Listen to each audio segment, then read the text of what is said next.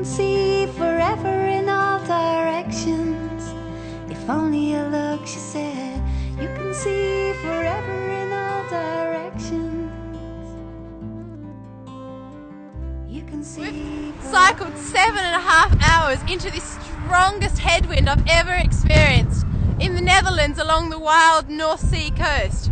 And suddenly we've arrived here at Schiphol Airport, and it's just dawned on us what we're getting ourselves in for. We could just jump on one of these luxury airplanes and be in sunny Sydney within 24 hours. But instead we're going to cope with conditions like this over the next 18 months to cycle overland all the way home. We've got our own road just for cycling all the way to Amsterdam. And we're cycling past lakes and through the sand dunes in the sunshine. It's definitely not like this in England.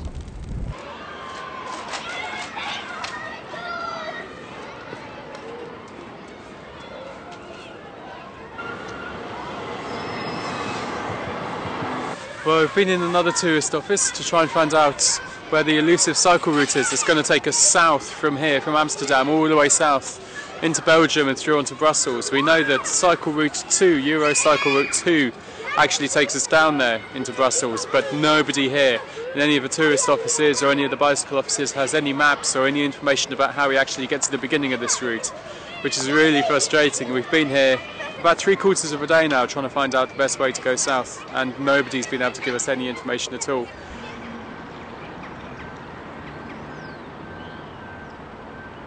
This is part of a North Sea cycle route, which is eventually going to be 5,000 kilometres of circular route going through England, Scotland, Scandinavia, all the way around through the Netherlands as well. So you'll be able to cycle right the way around the side of the North Sea. And everybody here knows about it, about this route which is being developed. And yeah, we've been looking at cycling for the last couple of years, and we didn't know that this route existed or this route was being built.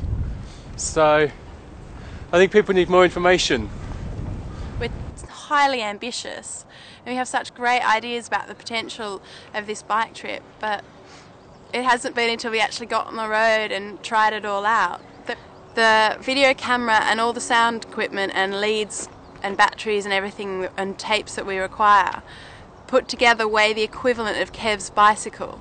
And it's really hard if it's -1 degrees and you're cycling along and you've got to get, say, 50 kilometres to the next campsite or youth hostel. And you have to continually stop and get off the bike and try to prop the bike up against a tree and get the camera out, get the microphone out and attach it together, find the lead, check the sound levels, and this is all in this foggy mist and -1 degrees, and it's very jolting and disruptive to have to keep stopping from cycling, because like any athlete will know, your muscles go cold and they freeze up after, as soon as you stop, and then you've got to try and warm up again. And we basically just realised through trial and error, not being cycle tourists before, not ever making a documentary film whilst cycling, that the two really clash. They don't really go together very well at all.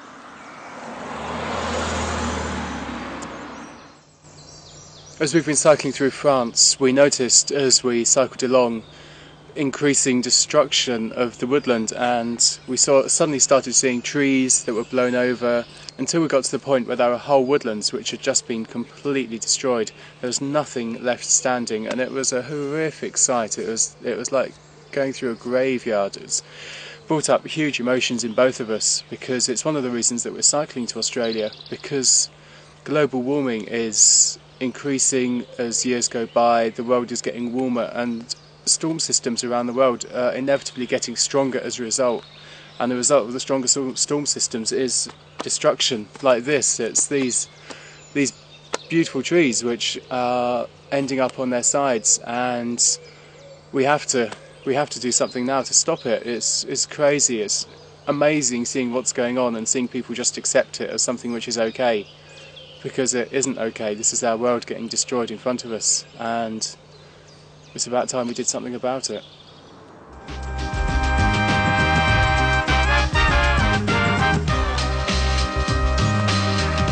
Well, we've left France behind us many miles ago now, and we're in beautiful Switzerland with the Alps.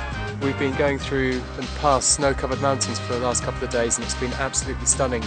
We've just come all the way from Lucerne around the side of a huge lake to get the ferry across to the other side so we can continue our journey south.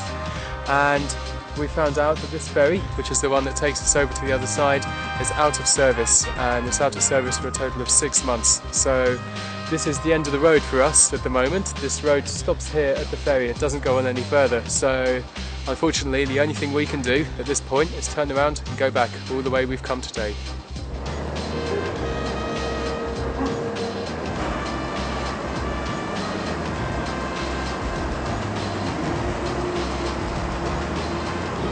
So we had to spend the night in the garden of a 4-star hotel and wait until this morning to go to an alternative. We had to track down an alternative port to catch a ferry over to rejoin our bike route south to Italy.